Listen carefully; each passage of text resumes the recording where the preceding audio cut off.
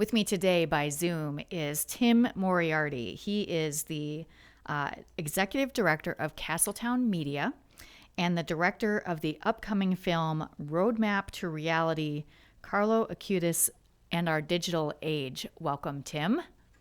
Thanks so much. Great to be here. Yeah, so glad you could join us. So before we came on, I'm going to have Tim talk about the Carlo Acutis movie, but there's a movie that came out recently as well, that kind of connects to it. So Tim, can you tell us a little bit about who you are, what Castletown Media does, and hmm then let's start with that first movie and how this connects to Carlo, and Yeah, then we can go from there.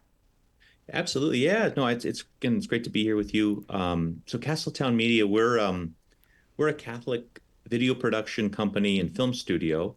Been around for maybe close to 8 years Mm-hmm. now, and have really worked with a variety of Catholic clients and organizations around the country on video projects, but also on these documentary films. It's something that we're really passionate about. We had worked back in 2022 with the Knights of Columbus on a film, Mother Teresa, No Greater Love, Mm-hmm. which did quite well. It was in conjunction with the Missionaries of Charity. And then most recently, we worked on Jesus Thirst, the Miracle of the Eucharist. Yeah. And this film originated out of the Diocese of Orange, Deacon Steve Greco down in Oh, the Diocese of Orange. He had a relationship with Jim Wahlberg, who was yeah. a producing partner of ours.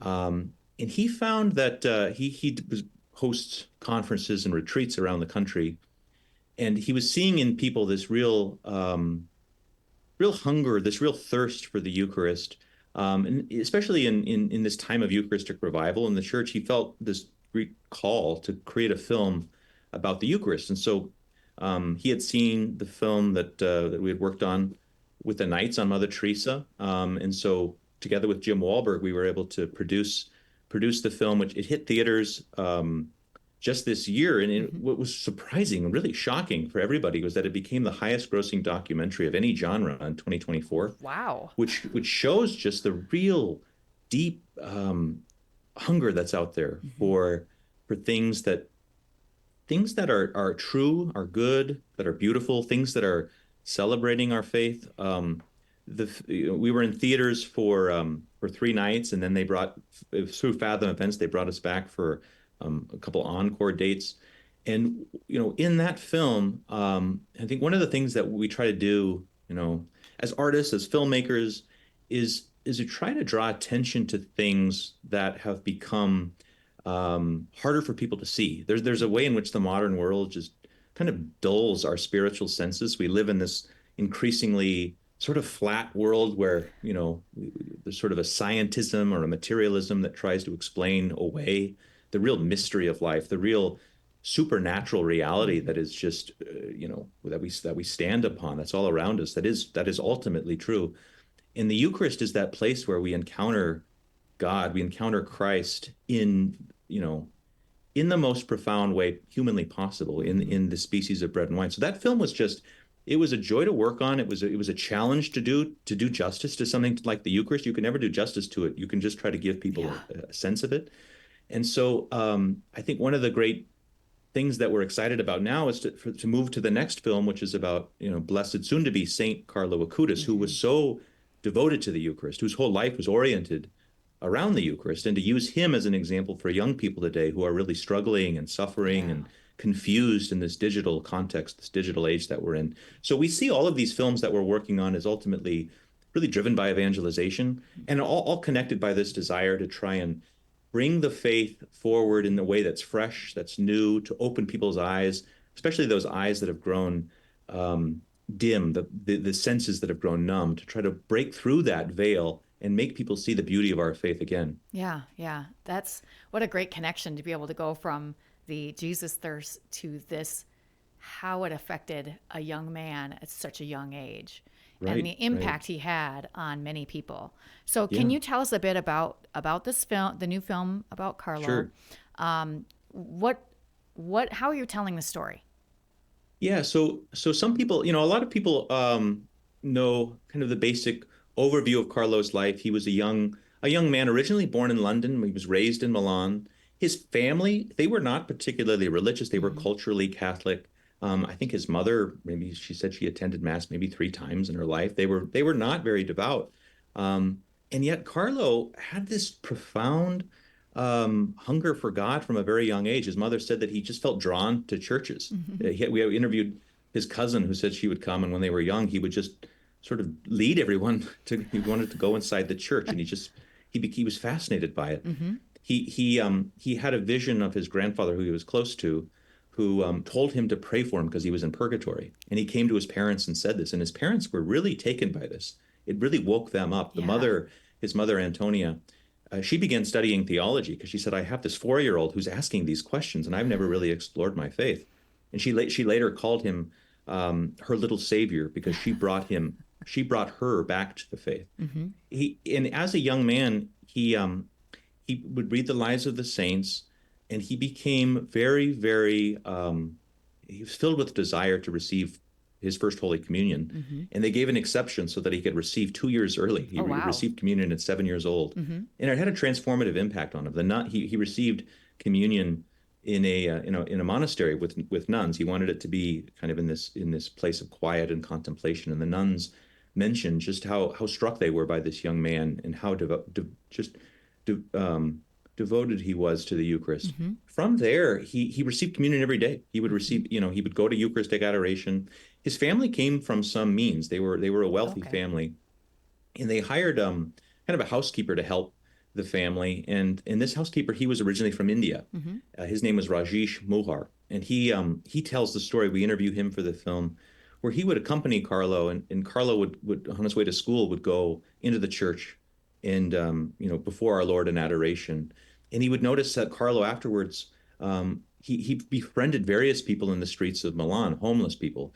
He would receive presents, for his birthday. And what he would do is he'd go sell that and give the money to the poor. It was really a remarkable sensitivity he had to the needs of the poor. Mm-hmm. And one of the things that it so struck this man, this housekeeper Rajesh, that he converted to Catholicism.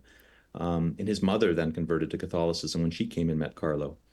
One of the other things that's really beautiful in Carlo's life is he was profoundly impacted by the life of St. Francis of Assisi. Oh. And in fact, his family would go and they would visit Assisi and spend their summers in Assisi. And he felt just a profound connection to the land there, just as Francis did, to the natural world, to the poor, to the Eucharist. Mm-hmm.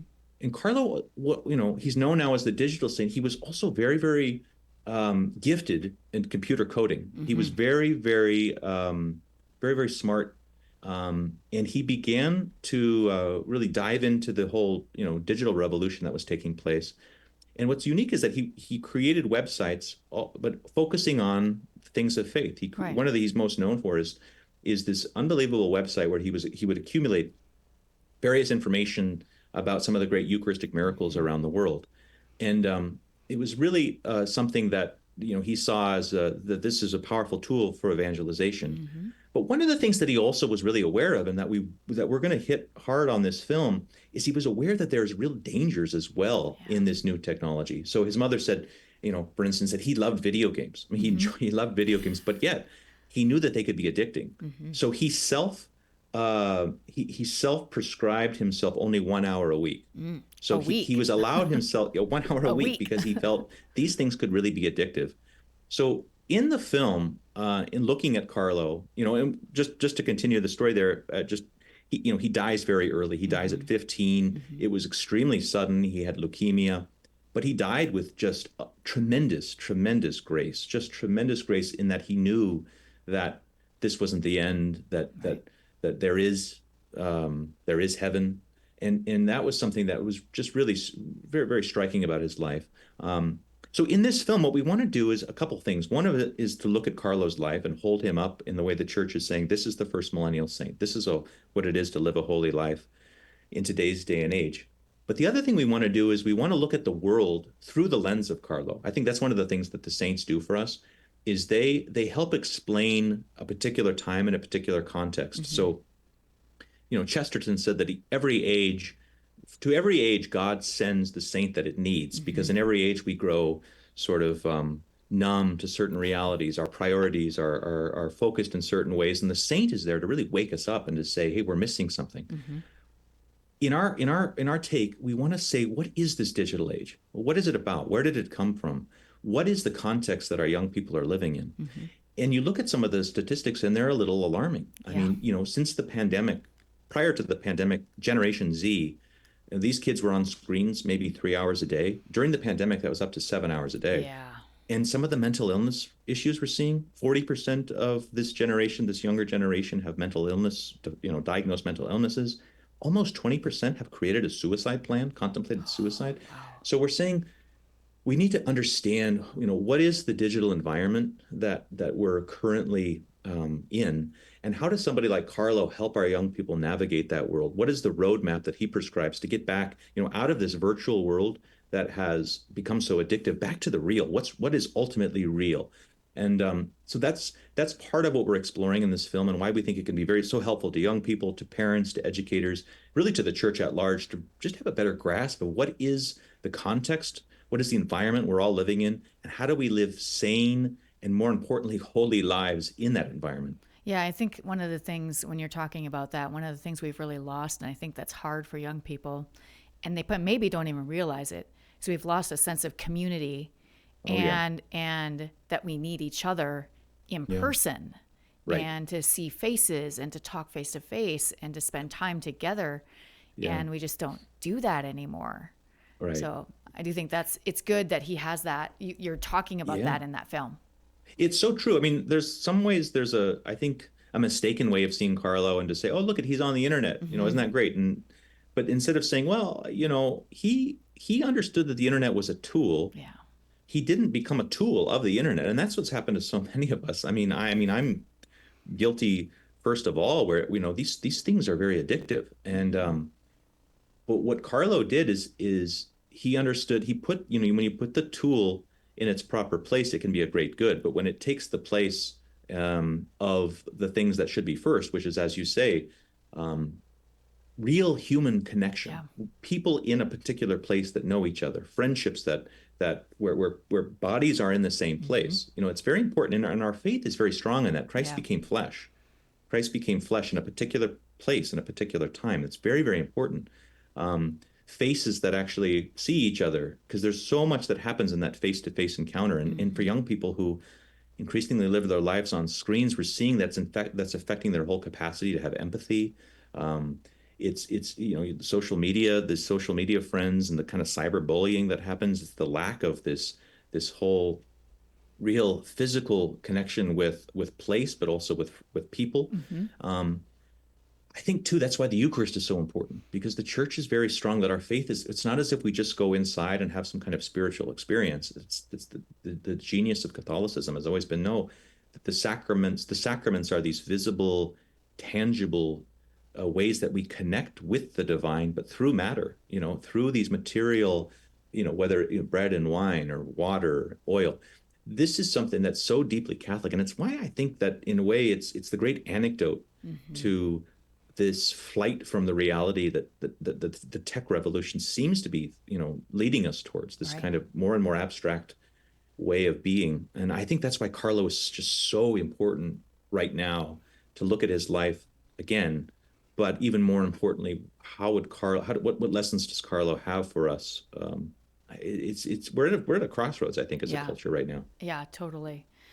So correct me if I'm wrong. The way I understand it, the kind of, and maybe I'm sure the film maybe doesn't go through this the whole thing, but that you're following a group of young people who are Yes. traveling to see a shrine.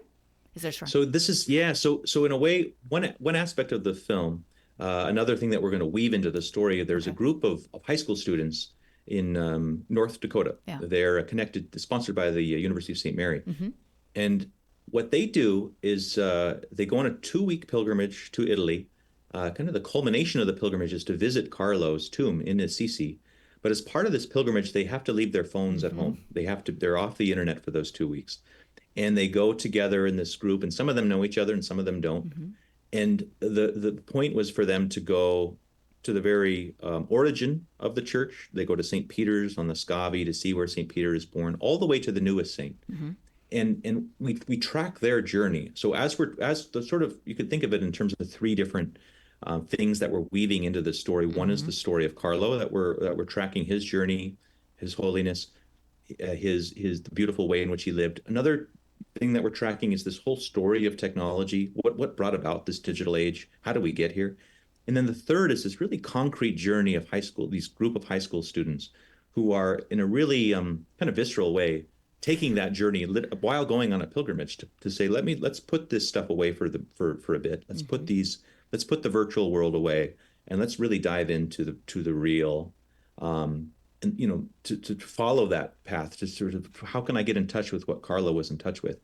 And it's a really, I think, a valuable way of, for young people who will see this film to see a group of people, their own peers, and kind of the experiences they're having. What is it like to put your phone away? What happened? Like, what kind of Yes. do you start to feel that impulse where you want to check something and you can't? What happens then? Something opens up. There's a space. There's a little bit of there's a void, Mm-hmm. which we typically fill by let's see if there's anything going on social media. Yes. Well, in that space, that's where God can act. I mean, oftentimes that's where God really maybe can fill us with a thought. There's some Yeah. kind of something can stir, and how often we kill that by immediately going for the quick dopamine hit. So we track that journey, and I think it's a really it's a powerful way of showing the I think continued relevance of Yeah. Carlo and the way he's inspiring young people today. Yeah. So I'm glad you actually ended with that because I Mm, think that it's really important for these younger generations to have a saint their own age. So I do. why does that matter, do you think? Yeah. I think it's incredible. I mean, what are the saints but they're kind of icons. Mm-hmm. I always liked in the Eastern Orthodox Church, there's that great tradition of icons. Mm-hmm. And the idea there is that an icon is a kind of window that you look through, and you look through the icon into the mystery behind it. Um, Whereas an idol is something that you just look at and it's opaque and it stops Mm-hmm. there. An icon points beyond itself. And I think what the saints do and why they're so important is that they, in the particular time and place and historical context, act as icons for what it is to be really in tune with God, what it is to be on fire with God. St. Francis of Assisi in the Middle Ages, he transformed the Middle Ages. Mm-hmm. Chesterton says he basically turned the world upside down. Yeah. And that's what the saints do. We think that we're going to create change and there's all these revolutionary movements and by having meetings and political action, all of these things are important, but the real agents of change in our world are the saints Mm-hmm. because they are opening themselves up to God and allowing God to act through them. So why do we need Carlo today? Well, I mean, just as we were sharing earlier, young people today are facing a context that is really unprecedented. They're facing a culture that is changing faster than anybody can adapt to. Mm-hmm. The ground from beneath us is literally moving faster than we can really get our bearings, and that's the result of technology. I mean, it really is unbelievable. How fast. I mean, the smartphone came out what in I don't not more than 15 years ago, Right. and look at how it's changed every aspect of our lives. Mm-hmm. So how do we give young people a model? I mean, we all need maps. If you go on a journey, you kind of need a map to know where you're going. Otherwise, you're just going to be bumping into things. Yes. The saints offer us a kind of map to say, well, this is what holiness is. This is how I can model my life. Because deep down, we all want true joy. We all want Mm-hmm. true happiness. And you look at a guy like Carlo, a young man who he was so joyful. He was Yeah. so on fire. And he's wearing clothes that are familiar to us. He's not dressed in a medieval robe, which so many of the saints are. He looks like somebody. I mean, he would have been 34 years old had he not died when at 15. Mm-hmm. So he provides young people with this really concrete peer Yeah. who knew the challenges and knew the confusing waters that we're swimming in, and yet was able to keep his eyes focused on Christ. And for that, he can be an icon of how, in the sense that he points beyond himself to God. In his own words, he would say, "God, not I." Right. That's one of the beautiful things about Carlo. God, not I. His website. There's not. It's not filled with selfies. It was Right. filled with information about Eucharistic miracles. Yeah. So if for our young people who are desperately trying to find joy, trying to you know, be what they would call authentic, how do you do that? Well, look at Carlo. I mean, Hmm. another great quote from Carlo is he said, all of us are born original, but most of us die as photocopies. And what does he mean by that? There's a sense in which today, especially with technology, we're constantly comparing ourselves to others. Hmm. We're constantly trying to check, what is my friend group doing here, and we're trying to, in a way, become a copy of the other person so that we can be accepted. Yeah. That's this dynamic. Whereas when you're in touch with your origin, when you're in touch with the God who is the origin of all creation, who is closer to us than we are to ourselves, then you can really be authentic. Then you can Yeah. really be an original. And we need that message now, I think, more than we ever have. Yeah, I totally agree. Um, I don't know if you have enough time to say to answer this question, but what do you hope this film will do Yeah, ultimately? it's so when you start a film, and it's probably like any kind of creative piece, you if you're doing it right, in a way, you're trying to be receptive to something bigger than yourself. Hmm. You're trying to see how, if you're doing it from the eyes of faith too, there's a sense in which you've been invited to participate in an act of grace Yeah. that's bigger than you, that you're trying to get out of the way, through prayer, through, when you get stressed about is this going to be good or not, to surrender that and say, God, I mean, show us the way here on this particular scene, so my hope is that we, as filmmakers and the team at Castletown Media, can get out of the way enough to let God do what God wants to do with Hmm. this film, which is to, I think, save his people. Yeah. I think God wants so desperately to, gather in the great images of the gospel, to gather those lost lambs. And I Hmm. think, you think about how much Christ in the gospels, just he loved, let the young ones, let the babes come unto me. The sense that he has just a tender compassion for young people. And I think that what we hope this film can do is really serve those most vulnerable, those young people who are still developing, who are Yeah. still not, who are so vulnerable to the really dark, I think, tactics of some of the marketing, some of these tech companies. They know what they're doing. They Yes. know how to get people addicted. And I think there's a way in which we want to hold up Carlo. We want this film to be a way that God can kind of gather those vulnerable young ones who are being so manipulated by this increasingly technocratic society, and these um, companies that are just using the amount of money they spend into marketing, to gather them back to himself. And Yeah. so, and even if it works for, even if that happens for one or two viewers, that's enough. I mean, that Yes. what's the value of a soul? Yeah. Whether it sells 100,000 tickets or what, who doesn't really matter, as long as this film can be a way to bring people back to who they really are, which is a child of God. I think Yeah. that's really what this has to be about, and that's what our prayer is for this film. Great.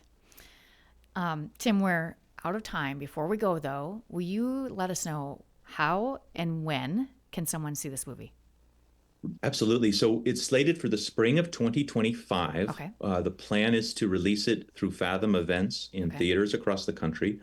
The best place right now to get updates is carloacutisfilm.com. Okay. That's carloacutisfilm.com. We will be updating things, as we go. We also have some social media handles, which you can find right on the website, Facebook and Instagram, where we're going to be updating things, the dates when tickets are on sale. But yeah, we really encourage people to, follow what we're doing. We'll be sending updates. If you want to give us your email, we'll be sending email updates. Yeah, we really appreciate all the support, and hope that this film can just help young people and help parents and educators and everybody that really wants to just bring about a new evangelization in the culture, and help our young people, in this critical time. Yeah. Yeah. It sounds like a great movie, and I'm really looking forward to seeing it. Thank you so much for being with us today. I really, really appreciate your time. Thank you so much for having Thanks. me. Really appreciate it. You bet. If you want to find out anything about the diocese at any time, get all your information at the website at sfcatholic.org. That is it for us today. Hope you'll join us again next week for more Catholic Views.